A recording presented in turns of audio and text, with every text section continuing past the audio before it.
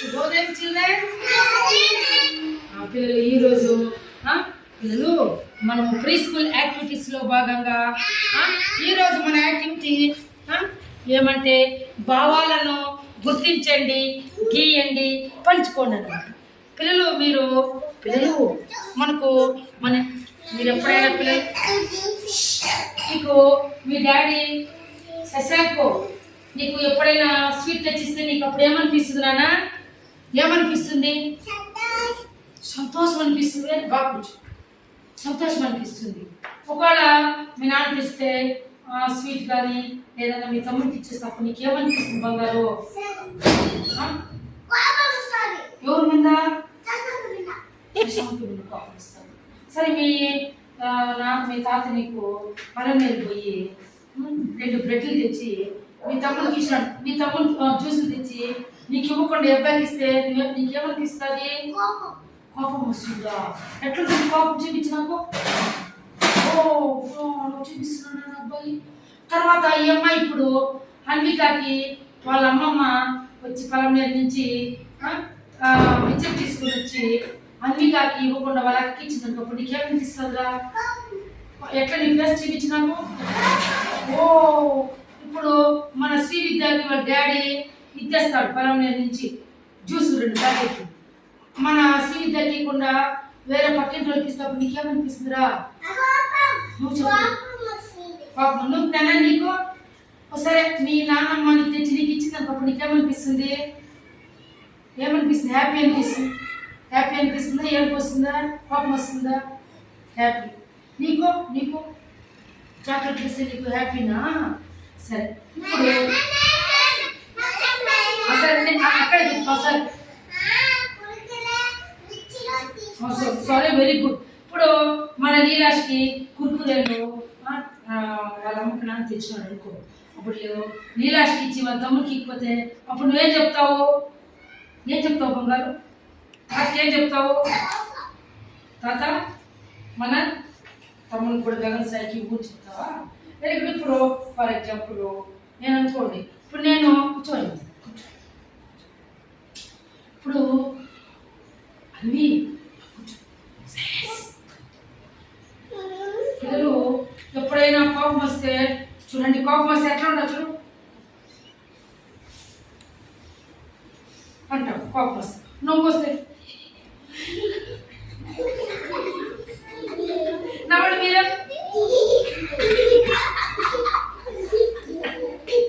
అంటామా? నవ్వుతామా? ఒకవేళ మనకు ఎవరైనా మన ఇంటికి వస్తే అతిథులు మనకు తినేకి ఇచ్చినారనుకో చాక్లెట్ అప్పుడు వెంటనే థ్యాంక్ యూ అంటాం. అవునా కదా? సంతోషం అవుతుంది. ఒకవేళ మీ అమ్మని మిమ్మల్ని ఒక దెబ్బ కొట్టింది అనుకో, తొలవ చేస్తా అంటప్పుడు శశాంక్ నువ్వు ఎట్లా ఇస్తావు? అప్పుడు చూపించినప్పుడు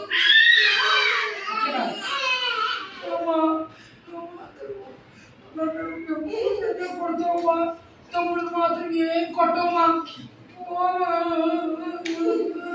అని శశాంక్ ఏడుస్తాడు. అవునా కాదా? ఓకేనా?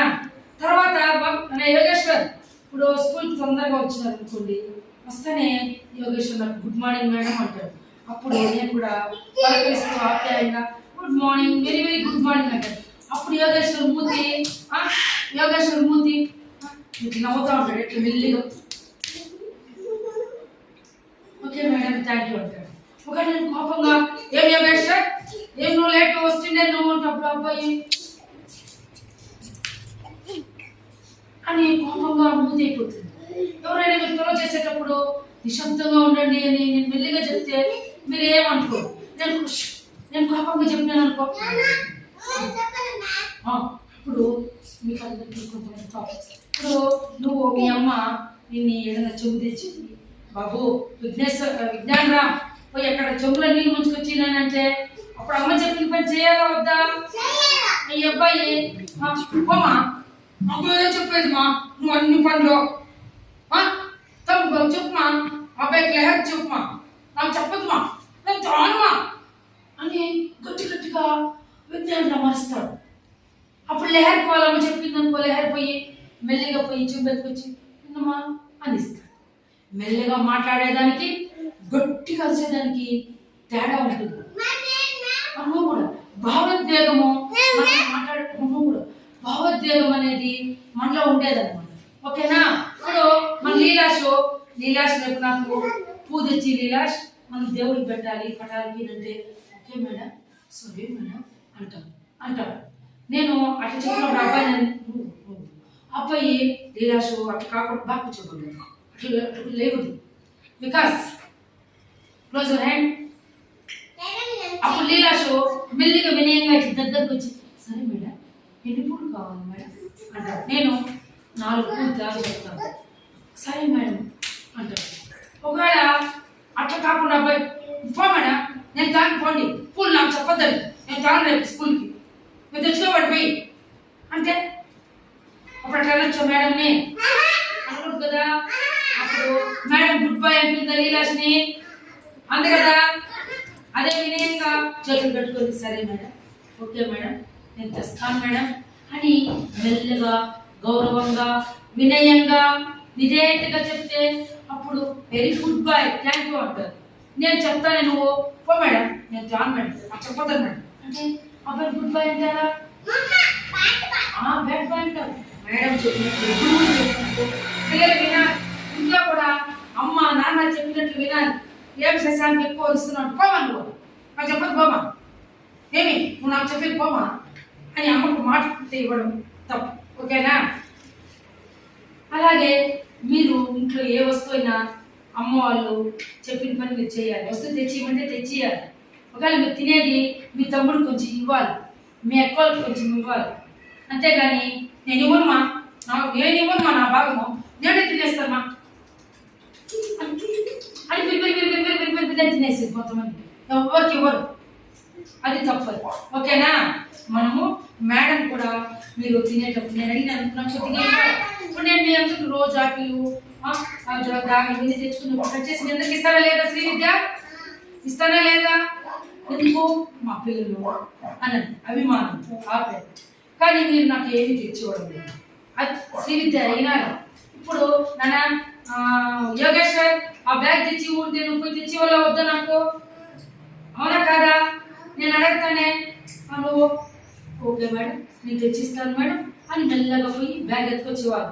అంతేగాని ఓ బ్యాగ్ చెప్పండి పో మేడం నాకు చెప్పొద్దని మీరు శశాంక్కి చెప్పండి, నిషాంక్కి చెప్పండి, అశ్వతికి చెప్పండి, నీరాష్కి చెప్పండి, విజ్ఞానరావుకి చెప్పండి అని అనొచ్చా నువ్వు?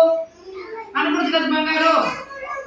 మేడం ఏ పని చెప్పినా స్కూల్లో ఆ పని గౌరవంగా చేయాలి, వినయంగా చేయాలి. అనకూడదు స్కూల్లో నానా వికాస్ అనకూడదు. ఓకేనా? ఏదైనా ఇప్పుడు ఎవరైనా మన ఇంటికి బంధువులు వస్తే వాళ్ళని ఆప్యాయంగా వాళ్ళకి నమస్తే చెప్పి రండి రండి రండి కూర్చోండి అని చెప్పి వాళ్ళని ఆప్యాయంగా తీసుకొని కూర్చోబెట్టాలి. చూడండి పలకరించాలి వాళ్ళని నవ్వుతూ ఎట్లా రండి తాత రండి రండి రండి కూర్చోండి వాళ్ళకి నీళ్ళు ఎత్తుకొచ్చేవాళ్ళు అది తిన్నారా లేదని అడగాలి. ఓకేనా? తర్వాత వచ్చి ఇప్పుడు ఎవరైనా వెరీ గుడ్ ఎవరైనా పిల్లలు ఒకసారి చూడండి. ఇప్పుడు నేను అశ్విత్ని అడుగుతాడు విజ్ఞానం ఎట్లు వెయిట్ చేసి చెప్పు ఇప్పుడైనా చూపించుకోవాలి ఏడు గట్టిగా వినిపించింది. Very good. ఇప్పుడు నవ్వునైనా నన్ను నవ్వేదాన్ని వెరీ గుడ్ నవ్వున్నాడు కదా. అబ్బాయి ఇప్పుడు కోపంగా చూస్తారు శశాంక్ చూపించి కోపం పెట్టలేదు నీకు కోపం ఎట్లా వస్తుంది నీకు? అబ్బో అబ్బాయి కోపం చూపిస్తున్నానా? ఇప్పుడు యోగేశ్వరు నువ్వు వెరీ గుడ్. నిశాంత్ నువ్వు మేడం ఏమైనా చెప్తే ఎప్పుడైనా తెచ్చిపోతే ఓకేనా? ఏం కాదు కూర్చోండి ఓకేనా పిల్లలు?